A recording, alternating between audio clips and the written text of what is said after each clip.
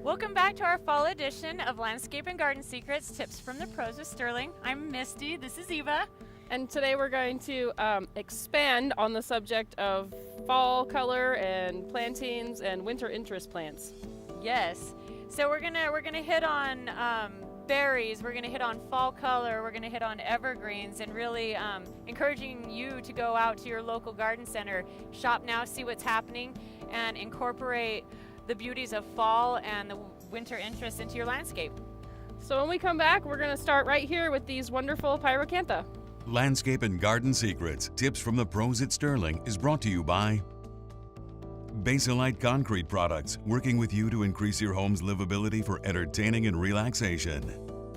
Idaho Patio, your premier source for outdoor living products and services. Idaho Patio, going above and beyond. Stack Rock Group, landscape architecture, landscape design, master planning. Silver Creek Supply, working with building professionals to enhance your life and community. Silverline Systems, concrete beautification and home organization. And by Sterling Landscape Design, Construction and Maintenance. Whether you want a full backyard makeover or a personal gardener to keep your flower beds, there is no project too large or too small. It's no wonder that our customers and design partners are singing our praises.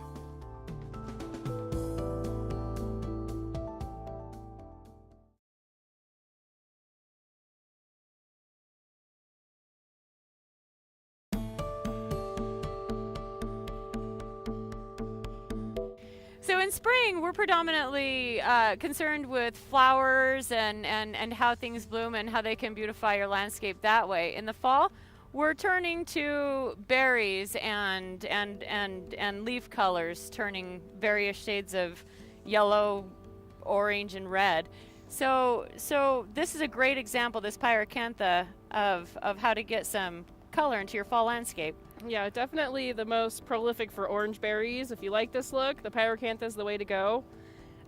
These make a great hedge, especially if you want privacy or to keep people out, because they do have thorns on them, so they serve a purpose in the landscape. They can grow really tall, really fast, but they take to pruning with your shears quite readily. They really don't care. Beautiful white flowers in the spring, and then these wonderful orange berries in the fall. So really a multi-purpose plant.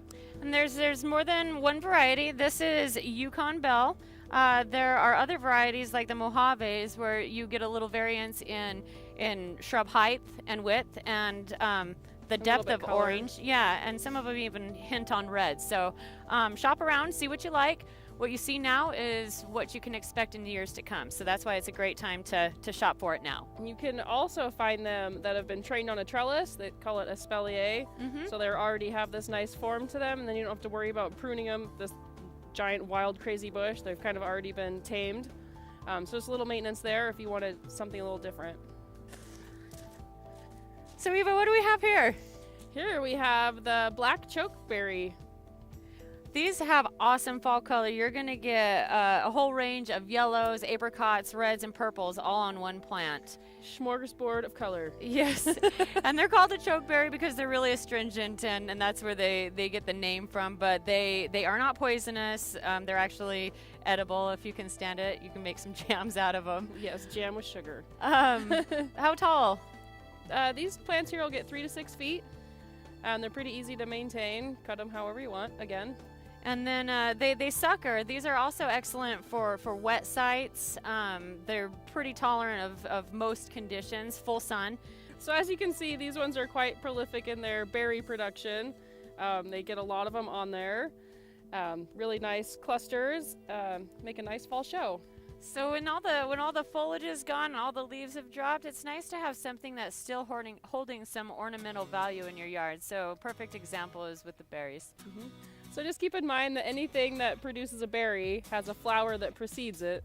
So this one, for instance, is going to have a nice show of flowers in the spring, and then in the fall, you get the reward of all of the berries to follow. So in addition to the couple of examples that we've given you, there's so many varieties of shrubs that will give you the fruit show to carry you through the fall. Couple examples. Viburnum. Elderberry.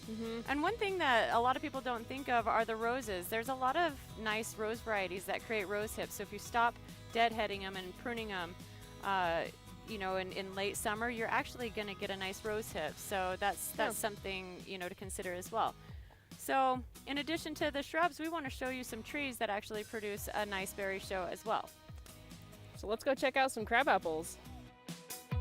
Okay, so here we are at the crabapples. We're gonna talk about a couple of varieties we have here specifically, a couple of really nice ones. So we've got Indian Magic and we've got the Profusion, and something to look for when you're shopping for a crabapple is whether or not the information tells you if the berry is persistent. And what that means is that the berry is gonna hold onto the tree throughout winter, and actually the birds harvest it with it, having a little bit of fun with it in the spring because it's fermented. So not a lot of mess in your yard. Right. And so this is the berry of the Indian Magic, and this is the berry of the Profusion. So you can see there's quite a bit of difference within the berries themselves. And so you're gonna have a really great spring show for flowers, and then also you're going to have good fall color with these and the persistent berries. Another thing to think about is these are like multi-purpose trees. These are really great if you clipped a stem, say such as this one, and you can put it in your Christmas decorating. We talked about that a little bit on the last show, but these are going to stay nice and fresh looking, and you can just use stuff right out of your yard instead of buying it at the store, ladies. And again, remember that these are always preceded by a great flower show. Crabapples are amazing in the spring. Remember, though, that the spring snow crabapples do not produce any fruit, even though they put on a wonderful show of white flowers. So when we come back, we're going to show you some other ways to add some fall interest and winter interest to your yard.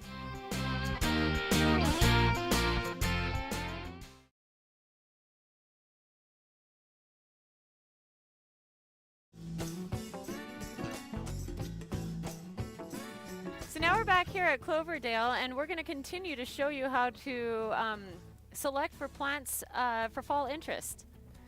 Also, winter interest. Right here we have a red twig dogwood, just the species variety. Has great fall color. These are kind of a staple in the landscape, so you're going to see them everywhere, but they're for more than just that. The nice fall color. Then if you can see under here, the nice red twigs, those are going to be red all winter long. So especially if you're in an area that gets lots of snow, beautiful.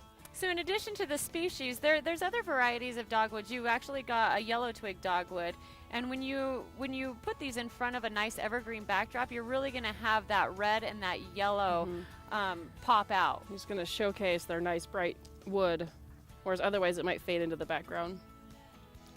So always pay attention to your placement of your planting also to get the best effect. So on our way to our next location, we just wanted to pause for a second and mention the sumacs. They have a really, really beautiful fuzzy seed head that persists into winter, and they have a really great red fall color. And actually they look fantastic when they have no leaves left. They have a really beautiful natural structure.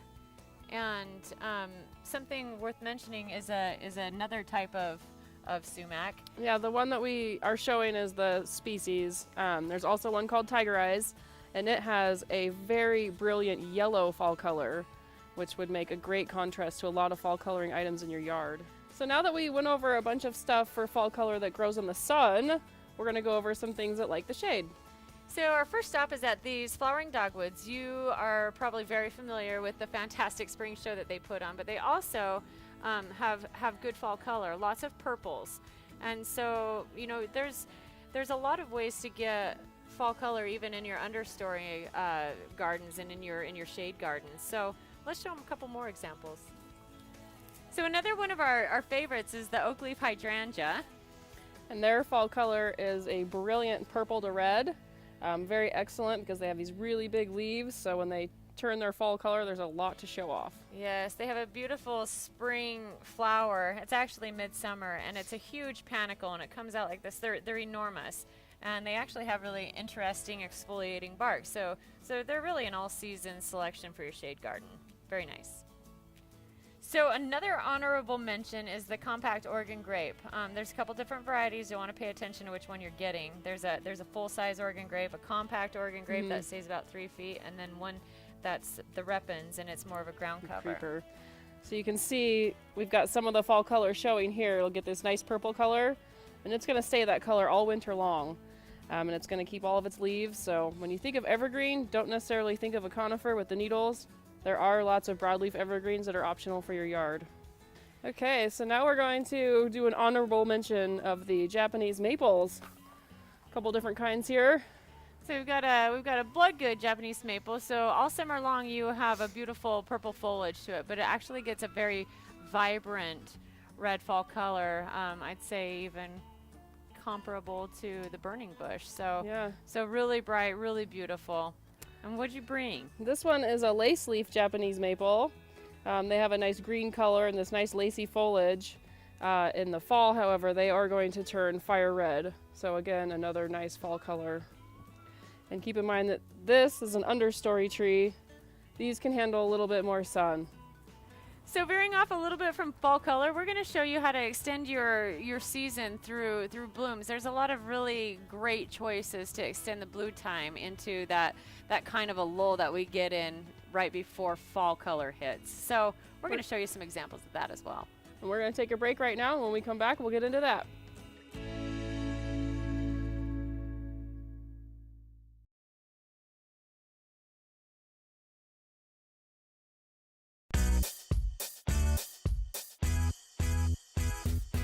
So we want to talk to you a little bit about extending your bloom season. There's everything has a season, and a lot of your perennials and your shrubs are early bloomers. So we want to be able to introduce you to some plants that will extend that season into fall. And a perfect example Is the Rosa Sharon. These come in all different colors, varieties. This is a double flower. The most typical one would be a single flower with a darker color center. And these are going to bloom, you know, like she said, later in the summer. So it's going to give you that big pop of color when not a lot else is happening. Mm-hmm. Another we don't have any on site yet. There's the hydrangea, and they are so beautiful this time of Yeah, year. the paniculata hydrangea is the one that blooms later. The macrophylla is going to be your spring bloomer. So make sure you pay attention to which variety you're buying if you wanted the later color with those. So let's show them some other examples. We've got Caryopteris, butterfly bush. So let's talk about those. Okay, so this is the butterfly bush. I'm sure you've seen these all over town. They come in a variety of colors also. They tend to bloom mid to late summer. You get a really long bloom time out of these guys, and you really don't need to deadhead them, just prune them for shape as you go, and they'll just keep blooming and blooming. And something else worth mentioning is that by incorporating these late bloomers into your landscape, you're giving the hummingbirds an excellent food source for their long flight back, and you're sustaining the bee populations to overwinter better. So I think it's really important to incorporate these. Nature will thank you. Speaking of honeybees, this plant here is one of their very favorites. It's called Caryopteris. It starts blooming in the late summer and will continue to just bloom its heart out. So don't veer on the side of caution. The honeybees won't hurt you. We work with our faces so close to each other all the time. If you're nervous, you're probably thinking of yellow jackets. That's not what we're dealing with. Give them their food source, enjoy them, be close to them. So don't worry about the honeybees in your yard. If you're not going to bother them, they're not going to bother you. We trust me, we know. And another perennial worth mentioning is sedum. It's also a late summer bloomer, so it's actually coming into bloom in mid-September, and it's going to bloom its heart out as well. Another favorites of the bees, you'll just see a swarm of them over the top of it. But you're really doing nature a favor. It's a good thing. Don't veer away from these beautiful plants on account of the bees. So be sure to check your local nurseries. They're going to have a huge assortment of really good options for you. We were only able to mention a couple. So go shopping. Shop in the season that you're in, and you'll have great results. Joining me now is Jody. Jody is one of our project managers, and he is overseeing this great backyard remodel. What was it before? It was just grass. Okay. The whole backyard was grass with a small patio that was attached to the old section of the home. This is a new section. I understand that they had an addition. Is that Correct. right? Yeah, they wanted to take advantage of their surroundings back here. They back up to a river, real wooded, real nice. So they wanted Very to. nice. Originally, it started out. It was going to be a sunroom, Yeah. And then they liked it so well that they decided to enclose it, heat it, air condition it, so it turned into a full remodel at that point. So because this particular lot backs up to a riparian area, Yeah. you know, a lot of the landscaping, so to speak, has already been handled, Yeah. you know, through nature. So all we had to do was do just a little bit of understory planting Uh-huh. to add a little bit of color And kind of bring it forward. and bring it more forward so that the clients could enjoy it Yeah, a little right. bit more. Well, and I really like it. It gives you a really heavy green backdrop. You hear a lot of crickets. You hear the birds. So what I like the most about this water feature is that it starts with the drilled rock up here, and has a very nice like stream sound versus some of the other ones that we've seen have been like rushing water, a little bit louder. Mhm. This one has more of a trickle like you'd find in the woods in a small little river. That's kind of what the client was shooting for. Was that they didn't want a lot of big water, a lot of noise. Right. Just something that you can hear in the background. Maybe drowned out some of the surrounding, cars passing by or what have you. Yeah. And because we didn't have a whole lot of elevation change, getting from the beginning of the stream to the bottom, we thought it would be best if we went ahead and just core drilled a rock that was hand selected at the quarry, and then we had it core drilled, and it's one rock. It has multiple streams coming off of it, so it ended up working out really well for Yeah, us. it's very nice. I think it works out perfect. The other thing that I noticed is down here. Tell me, I assume that this has something to do with the pond. Correct. So what happens, the water comes down into the patio, and then after it leaves the reservoir here, Mm-hmm. it comes through here, and this is they call it a sieve. It's essentially a pre-filter.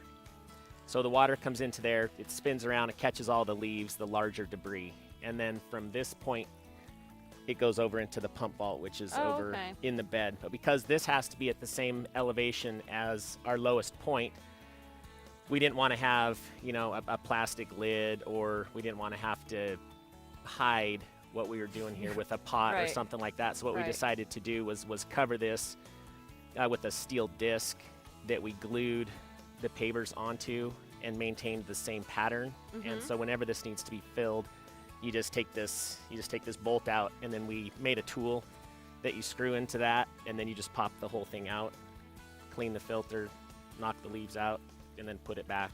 So it's not the largest patio. So there was a few other items that we needed to address. One was the wooden overhead structure Yeah. that the builder built. We needed to address his footing needs Oh, prior okay. to us putting the patio down. Uh-huh. So we did all of that work. What does that entail? So we had to over excavate underneath both of these columns Uh-huh. and pour concrete so that he could have a footing to put the posts on. Oh, okay. I see that we've got the stairs that you can take up to the upper patio, and we also have like wheelchair accessibility. And honestly, I think that adds a lot of dimension to this patio. I think that's pretty cool. That's the route I took to get down here versus here, but I like the flow. I like the movement. I like that there's more than one way to access it and get up to the upper patios. Offers good seating along the side there. Yeah, so the client, they actually had a request. They have a close friend that's here often, Mm-hmm. and that particular person is in a wheelchair, so they needed to have wheelchair access from the upper level Mm-hmm. out the back door and then into this lower patio. Oh, very cool. So we made that so it was all wheelchair accessible, Mhm. or you can just come in, Right. through the 3 different stair access points. In the future, a future phase of this project, we're actually going to build an outdoor grill island that will be, built out of the same materials that you see on the face of the remodel. So they can have their grill, their refrigerator, and anything else they may need. So we have all the necessary components stubbed out to this location here, so that when that does happen, everything's ready to go. So right now, they just have their grill there. Now, So. is this graded this way, or is that just me? Yes. No, it is. It's graded that way. That was also to accommodate for the wheelchair access Uh-huh. down to the lower patio. Perfect.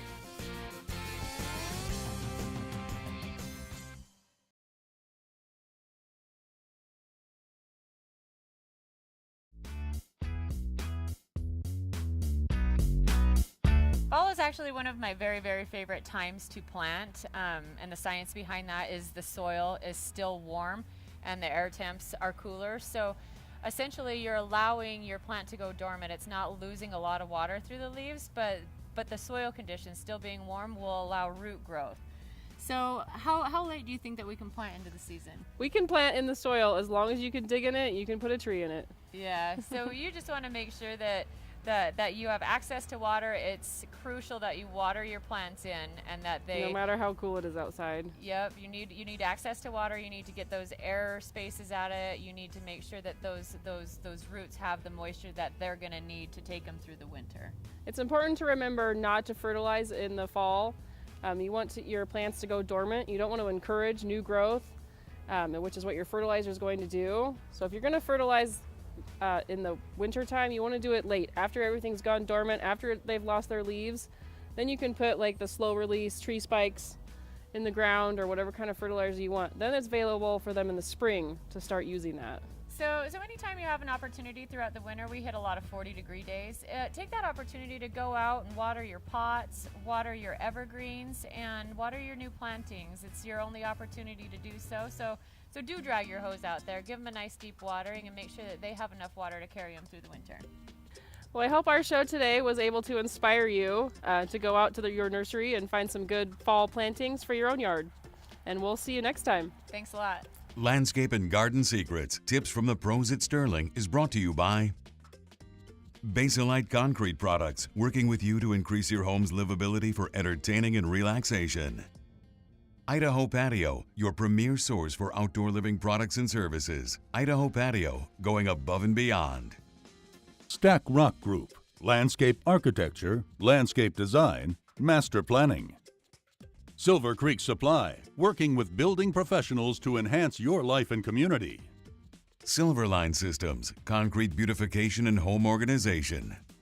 And by Sterling Landscape Design, Construction and Maintenance. Whether you want a full backyard makeover or a personal gardener to keep your flower beds, there is no project too large or too small. It's no wonder that our customers and design partners are singing our praises. And a pretty well-behaved plant, you know? Loser. You know? So that's cool and Yeah, whatnot and such as. You lose.